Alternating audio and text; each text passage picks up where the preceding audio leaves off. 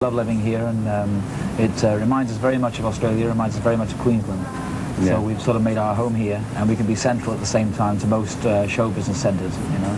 What was it that made you come here in the first instance? Well, the Clapton Yeah, well, album. Eric Clapton had made... We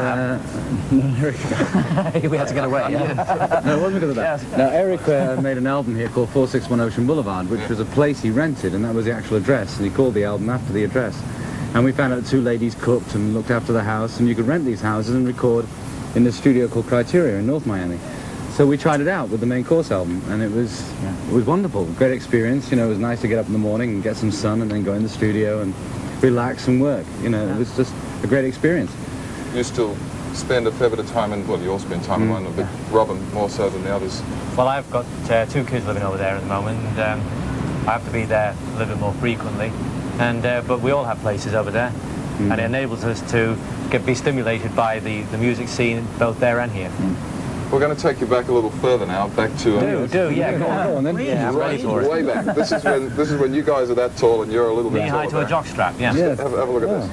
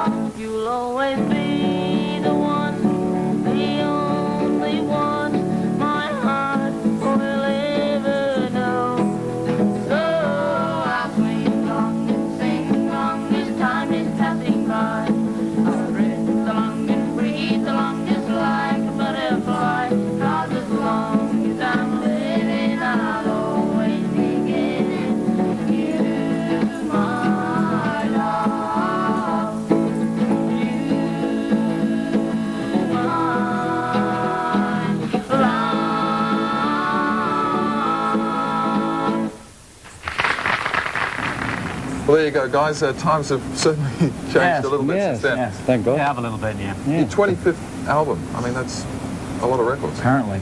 Depends where you start counting, but I guess it is, yeah. In fact, we were quite shocked when we were told we haven't been counting. You know, we just love to make records. You know, so it's, We didn't know, we didn't really know. but I guess it is. ESP is a great record. Oh, thank you.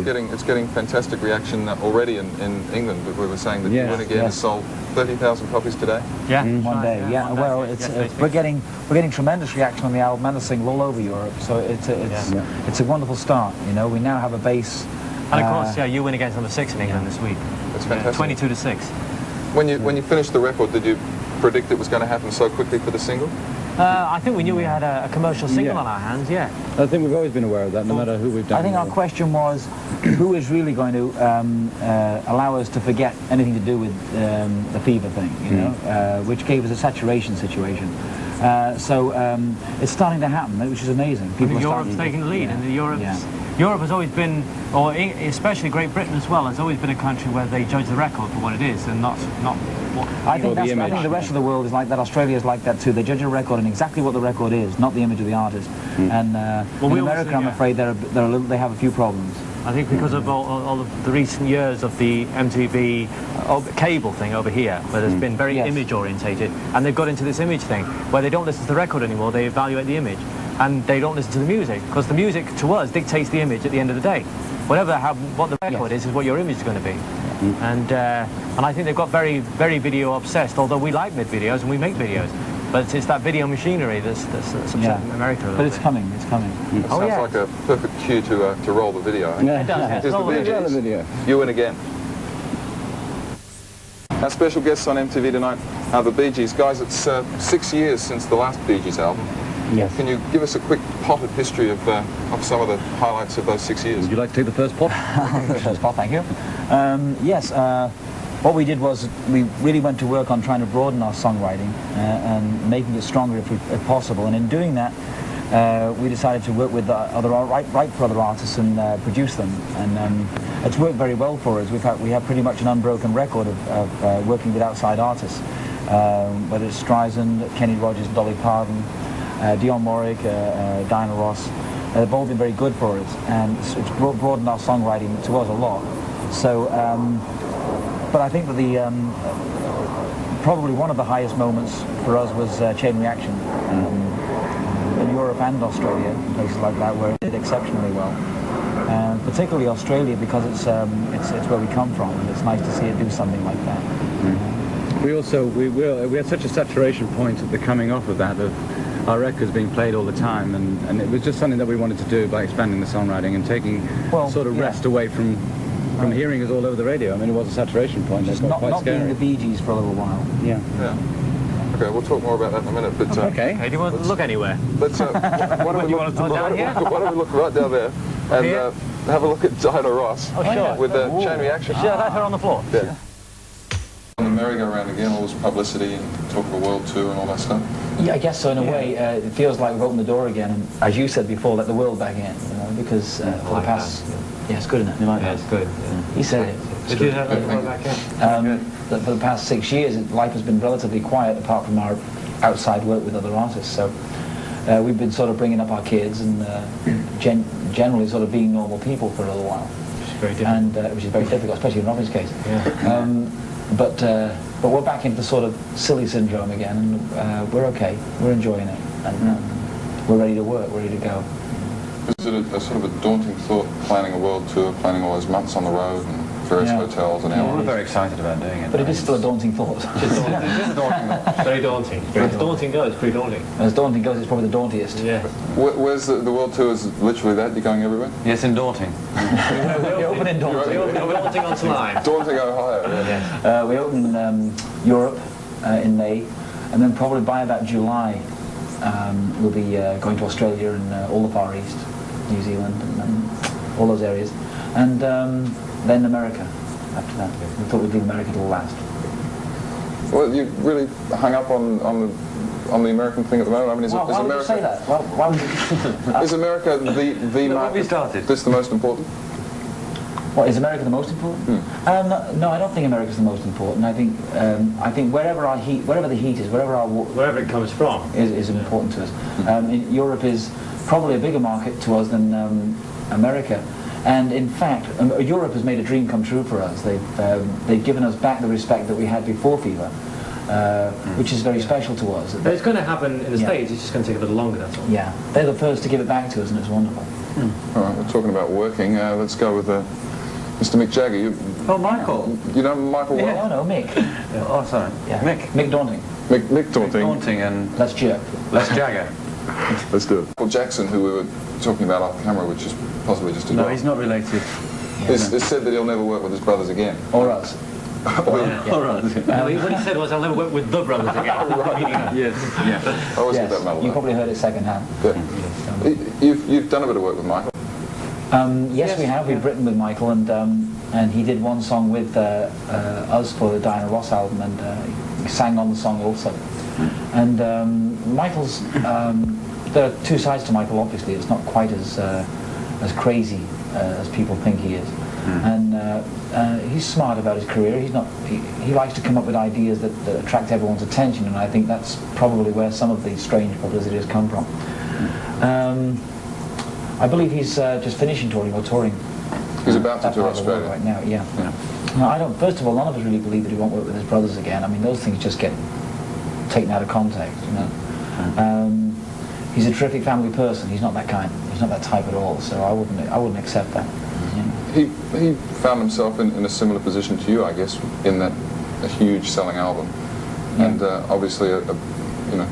I think it's one of the reasons we became good friends is because we definitely share one incident in our lives that we can relate to together. We talk about it quite often, and we have something in common regarding our new album and his new album, in that we're both trying to prove something. He's trying to prove that he can follow up Thriller, in his way, and we're trying to prove that the Bee Gees are as good as they ever were 6 years later. So there's something to relate to between us. See, I personally think Michael Jackson's going to do what we did. I think after this album, you're not going to hear from Michael. He's going to be quiet for a while, yeah. You know, and I think that's what he's going to want to do, and I think he's going to need to do it. Yeah. Do you like Bad? It's personal opinion. I think everybody's got their own ideas of the album, the same as Well, I don't think it's as commercial as Thriller. But there are some very interesting tracks on it, the kind of things that Michael's fans would really love. And put it this way, where else do you think Michael would have gone? This is the right kind of music for a follow-up. So, I mean, I think the greatest surprises will come from the next album. But it's a sound album, it's a good album. Good stuff. All right, let's roll Michael Jackson, Bad. To finish making a record and give the record to some video director and let him then interpret the whole First thing. of all, it's painful. Not on his own. We should never let him do it on his own. No, it's painful because when you write a song, there's no question that when we write a song, we have an absolute visual picture of the song. It's a vision. It's either a play or it's a situation, whether it's a love story or a love lost. So you have your own little vision, and then a director comes along that you choose, and they do a video that has nothing to do with the song whatsoever, and you can't figure out why they did what they did, and you don't have that much control. So you end up in a sort of a depression. But you can sack him. You know. But it's so you're so far down the line that you can't really stop the video because everyone. If you have a time. The record company say we've got to release it next week on Tuesday or something. It costs 200 grand even if you don't like it, so it's got to go out. You're running great risk. So for the artist, it's difficult. And then it comes out, the record dies, and then the record company says, "Tough video, terrible video. You should have got." So it's a double standard all the time. It's like it's kind of out of your control, that area. It can get out of your control. No, not any. No, it hasn't been for the first one. Not for this one, no. And as it happens, this video is a good video and it relates to the song and it's worked great.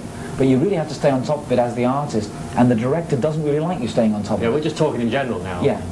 So you have this, when the artist and the director of the videos get closer together, I think you're going to get better videos. Until that happens... I mean, we're not saying sleep with them. You know, we're not saying sleep with the director. Well, it depends. Unless, of course, he's really attractive. And everything, it's all relative. Oh, well, let's go with sleep with your relative. we got two pretty hot videos. Let's do a Peter Gabriel video. Okay. Oh, yeah. And before that, we got a great Bee Gees video.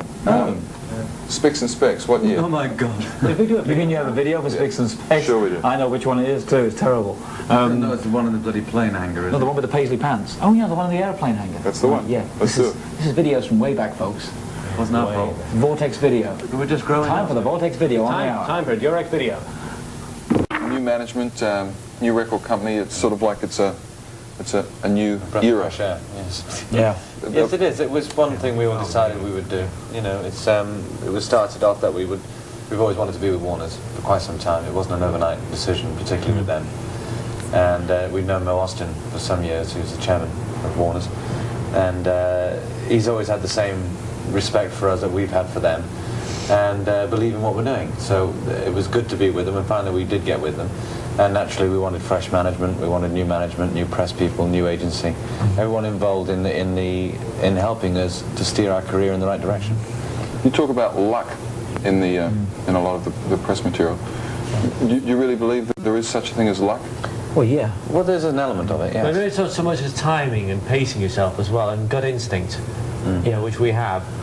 All of that with a bit of luck. All that with a little bit of luck thrown in. We also believe that things can be preordained. We don't believe that everything you go to is church. just... Yeah, no, I don't mean that. The things are meant to happen. Yeah. It's happened for a reason. There's something that's happened, we go, well, you know, it was meant to happen for some reason or another. I think we were meant to be to come back, and we believe that ourselves. And If a man drowns, you know, it means that he shouldn't have been there. Harry Miller, who you're obviously familiar with, has got a great quote where he says, luck is where preparation meets opportunity. Oh, no, luck is where preparation H meets opportunity. I thought it was. Yeah, that's great. Yeah. But you really believe that some of it is out there with the supernatural, with the ESP, with the... It's pretty crowded out there. There are certain things just as the future just is already sort of selected. It sort of falls into place with very little variation. Can you crystallise on that? Yeah. Crystallise. There are famous people who made tremendous predictions, like Nostradamus or Edgar Casey.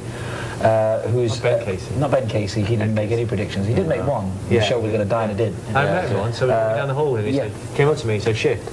Yeah. So that's Nice good. guy. Hate it. But the man Nostradamus, 400 years ago, actually named Adolf Hitler and named de Gaulle by every letter of the name. You know. So someone who can see into the future that far, 400 years into the future, 300 years into the future, and name people exactly, you have to come to some sort of conclusion that some things are meant to be. And reading a lot of that matter. Anything else? Edgar Casey. Edgar Casey. There's a lot of tremendous gifted seers who have predicted amazing things that have all come true. It's 80% with Nostradamus. So you have to assume that he's not speculating, that he's seeing into the future. And some of those examples are incredible. So for me, I assume that some things are actually meant to be. How can you name someone like Adolf Hitler and only miss one letter 300 years before he existed? Unless you have to come to the conclusion that some things are meant to be. And, anyway. What was the spelling? Hister. Hitler without the H. Hister. It was Hister. Hister. Oh, Hister. Yeah, that's very interesting. You know, I come to that conclusion that some things maybe, See, not many everything. people know that. Hister? Yeah. Well, he actually named de Gaulle. He said de Gaulle would He rule 3 named, times. he named the two brothers, the Kennedy He brothers. said a man with a nose like Concorde will eventually come to the fore. And he was right. Because he also predicted the Concorde. Yeah. Great wings will across the Big sky. nose. Better. Really? True story. Drawings of it. Yeah. And he gave it to Neil Kinnock. And Yeah, no, he predicted Neil Kinnock. He No, did Tony drawings- Benn, he no, gave did it to Tony drawings Benn of to get Neil it for Kinnock. He actually did drawings to Neil Kinnock and Ben. Yeah, but they were like little silly ones. Yeah, well, that's what we're talking about. Let's play some more music, guys. This is U2. You like U2? Yeah? Yes. Well, where are we going to look for this? It's on the TV set, Here? mate. Where are you looking? What about up there? No, not on the TV set. U2, where That's boring. Television. That's it. Everyone expects it to be on television. the exciting. Yeah, absolutely. How was that? Well, tremendous. I mean, she certainly wasn't the Barbara Streisand we expected to be working with. We'd expected sort of, you know, a little bit of ego or a few problems. We'd heard rumours, and but in fact, Barbara turned out to be the absolute opposite. Very professional, very friendly, and we sort of agreed to agree from the word go. She said, "Allow me to criticise, and I'll allow you to criticise," and we both go at each other from that vantage point, and it was just plain sailing. It was great. How does something like that come about? Do you contact her, or does she get in touch No, with you? in that respect, Barbara approached us after being at Dodger Stadium. She came to Dodger Stadium to see one of the last gigs on the tour, and 79. And at that point, she'd already requested that we get involved in doing an album with her. And we said yes in principle, obviously, and after the tour we would put it together. But not really expecting something like this to come together, because, I mean, working with Streisand was something we didn't expect would happen. We got off the tour and it started to fall together nicely. With the agreements came through, everyone was happy, and we went to work. So it was pretty clear, you know. Okay, let's have a look at Barbara Streisand and Oh, you got something on her? Emotion. Yeah. Maybe a pair of her pants here. We can hang them up there and have a look at them. Jesus, they're Can't nice. use that. The person who goes out on a tour is making it bigger and better with glass spiders and dancing girls and pet llamas on the road and all sorts of things. well, people like David Barry and so forth, and Michael being solo artists, it's part of the stage show helps that, to have other kind of things happening with you on stage. But we're not unlike Genesis in the way that we would tour. We just want to present our music. We're not we'll sort have some of, surprises too. we'll have surprises, but we'll not be basically, you know, jumping around in costumes and things. Exploding cut-out images of us. But it'll be a staging ball, but more of lighting rather than special effects and things like that. You know. We're still playing with it. We're still playing with You're it. not thinking of that big toilet again on the stage? No, it's the... So sorry. It's been done. It's been done.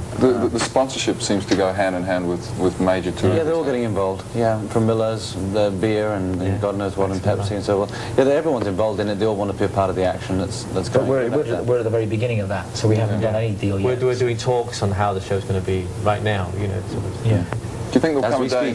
Yeah. As we speak. Do you think there'll come a day that it just gets so big and everybody's topping everybody else that suddenly someone will go on the road with like, you know, a small it can be. PA system? Well, you know, I think Sure, it can be. yeah, I think down to that is great. But no, I think that bigger and better will always be bigger and better. And, but you know that Strauss went on the road with 100,000 people.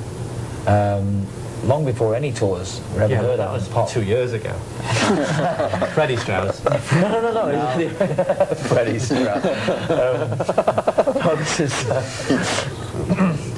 No, this is about, sorry, hitting the mic. This is about 100 odd years ago. He actually took 100,000 people on the Took his road. own audience with him. 100,000 people. Yeah. 4 sections We of need to choir. put an audience with it. No, that was apart from the audience. No room for the audience. And he took Then where did they put the audience? 20,000, 30,000 with his choir. 3 people came to see him.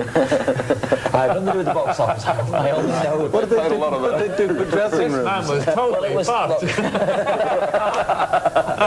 it was... Yeah, granted, it was a while before he went... Where was the Grammys? It was a while before he went into Was it profit. accountant? It took time. Who was his tour manager? First gig won't raise Actually, money, they they said. brought an account at the end of the year and they said, cut at least 80,000. They used trains. Yeah, it was true. Right.